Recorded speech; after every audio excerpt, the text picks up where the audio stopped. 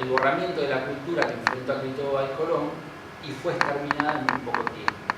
Uno de los pocos registros que nos quedan es el texto de 1498 de las relaciones acerca de las antigüedades de los indios de Fray Ramón Pané, fuente escrita utilizada por Ana Mendieta para reescribir en la propia tierra cubana los mitos y leyendas de los taínos, ¿no? Y aquí una serie de siluetas y las que realizó en su vuelta a Cuba a principios de los 80.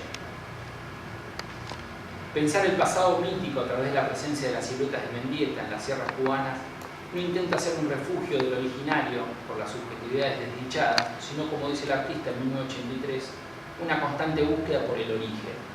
En esa línea reflexiva donde el desexilio opera como reparación de las identidades, vuelve a sopesar la gravitación del pensamiento en un suelo contexto determinado, del cual fue desprendida durante su infancia, ¿no? Ella fue sacada de Cuba en el plan Peter Pan, ¿no? Para evitar que los niños, ¿no? cubanos se enfrenten al proceso revolucionario y supuestamente se iban a encontrar con sus padres en los Estados Unidos. Entonces ella vuelve a Cuba recién a principios de los 80. Ese escenario liminal entre la tierra y el agua, la isla y el mar, formula nuevas fronteras y cuyo pensamiento fronterizo, según Walter Mignolo, surge de habitar no el afuera, sino la exterioridad, el afuera construido por el adentro. Él dice, no hay bárbaros ontológicamente, el bárbaro y el primitivo, desde las casas a la fito, es invención del sistema categorial y de las agentes occidentales. De modo que aceptar el ser bárbaro no es aceptarlo ontológicamente como bárbaro, sino aceptar que desde las categorías éticas y políticas imperiales me han clasificado como bárbaro. Pues entonces, ¿cómo pensar las experiencias simbólicas liminales y las prácticas artísticas dentro y fuera de dichas fronteras? Resonancias en el tercer milenio. En los primeros años de la década del 90, Alfredo Portillo realiza para la muestra 20 críticos eligen a 20 artistas, un pequeño objeto ritual que recupera en su título cierta discursividad de sus producciones de los años 70. El contenido debía estar por encima de la forma, y este estilo de comunicación directa es el que refleja la obra Mensaje a los del tercer milenio desde el vientre de la Pachamama. El mensaje adquiere una impronta ritual que se conecta con la energía del objeto, que vuelve al formato de la ermita de culto popular, en la que encontramos dos elementos de fuerte arraigo visual. Uno, la estructura del pequeño santuario responde a las formas trapezoidales de la arquitectura antisísmica de las culturas prehispánicas. Y dos, en el espacio central del pequeño retablo se ofrece un feto de llama, objeto utilizado en las mesas negras, mesa ritual, de ofrendas a la Pachamama, en el altiplano boliviano durante los martes de Chaya del Carnaval, y para sahumar o bendecir las casas durante todo el mes de agosto. El carácter mágico ritual del feto enlaza visualmente con otro compartimento en la misma ermita a través de una hebra de lana que finaliza en un uso de billar, acompañado de las flores de papel junto a los candelabros que vigorizan la idea sacrosanta del objeto de culto. Pues entonces, ¿cuál sería el posible mensaje de esta obra a los habitantes del tercer milenio? ¿De qué manera Portillo intenta confrontar con el entorno artístico del momento? Disputar el escenario discursivo de los 90 necesariamente fue la resultante de confrontar el último paradigma histórico. La fuerza del enunciado de Portillo en Mensaje a los del tercer milenio, desde el vientre de la Pachamama, subraya el compromiso con otros valores culturales al extender un puente con sus producciones de las décadas pasadas. En su obra Ritual aparece ratificado el vínculo comunitario que sustenta una ética colectiva como refundación de los marcos de sociabilidad.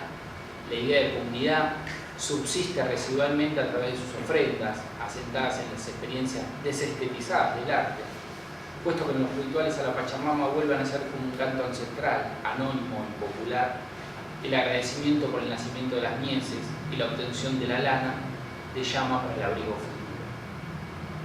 Resulta significativa esta obra porque juega en el límite de la categoría de autonomía del arte y la intención de dar cuenta de una práctica, como sostiene Ticio Escobar, que se articula en un cuerpo social real, donde las creencias religiosas y las figuras míticas que animan las representaciones rituales requieren ser recalcadas mediante la manipulación de la sensibilidad y la gestión de las formas.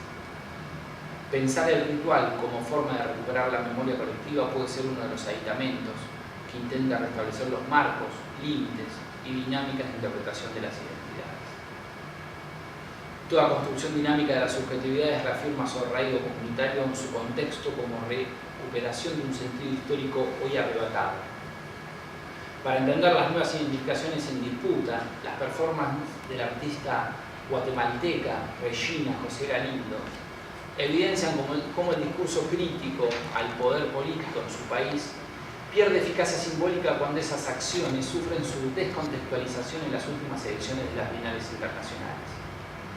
Cómo se representa lo latinoamericano en el escenario internacional del arte contemporáneo y de qué manera podemos construir relatos sobre nuestra América a partir de las producciones artísticas como denuncia y resguardo de la memoria social. En un intento de mayor interés de las bienales internacionales de arte por dar cuenta de las problemáticas del tercer mundo, muchas de estas transacciones promueven un supuesto mapa global, inclusivo y democratizante que, seducido por las lógicas de la transnacionalización, buscan borrar en ciertos guiones curatoriales las diferencias locales y regionales. En estas exhibiciones se evidencia la imposibilidad de representar y trasladar las realidades y experiencias sociopolíticas como testimonio emergente de lo latinoamericano.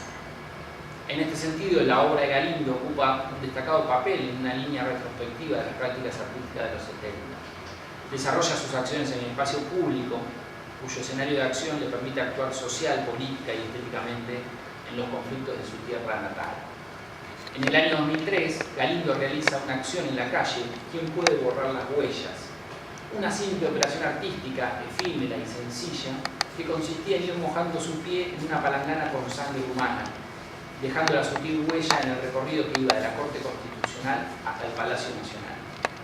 Esta obra salió del cruce como denuncia por la aceptación de la candidatura a presidente del ex dictador Efraín Ríos Montt en el 2003, cuyo breve gobierno a raíz del golpe de Estado en 1982 fue uno de los periodos más violentos y represivos que vivió Guatemala.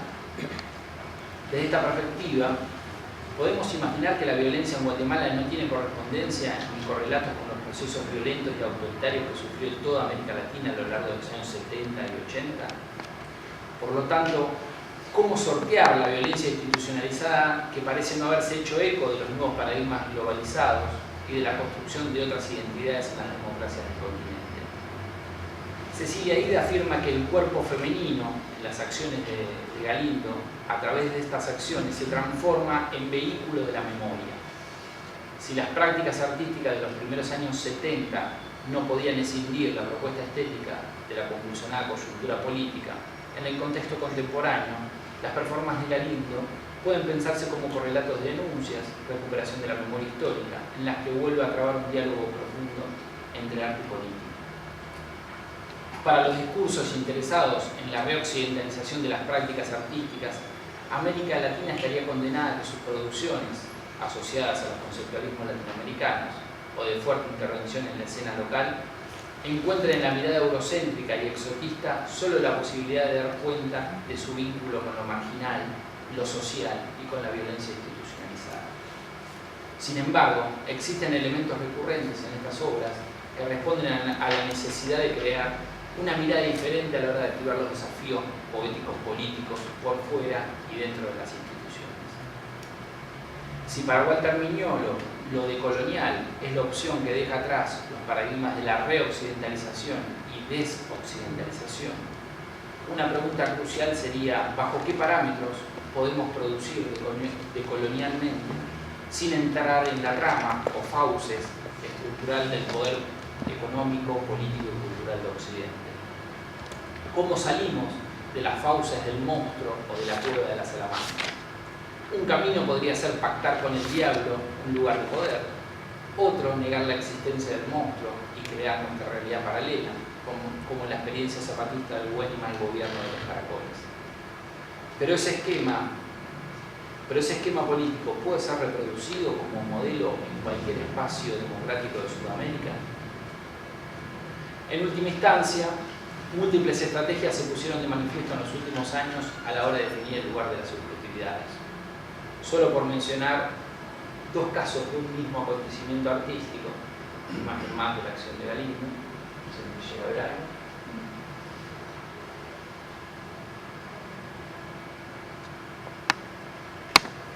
El primero, en la noche del 1 de noviembre de 2008, Alfredo Portillo presenta su altar de muertos en la barraca vorticista, en una muestra colectiva en la cual la mesa ritual cobraba un enorme protagonismo, acaparando toda la atención de dicho encuentro. Antes de compartir la comida entre los presentes y con los difuntos, a modo de palabra inaugural, Portillo se afirmó: esto no es una obra de arte, esto es otra cosa.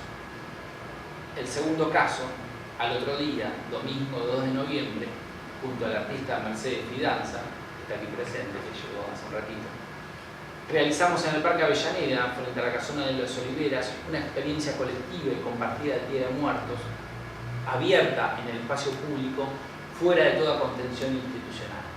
¿Sí? Esta era la mesa del altar de muertos de Portillos.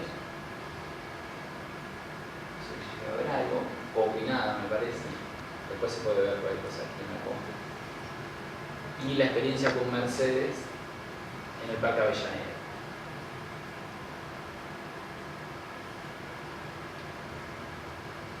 Ahí aparece una última imagen donde está la foto tanto de Bush como de Nicolás Casulla. Entonces Portillo afirmó: esto no es una obra de arte, esto es otra cosa.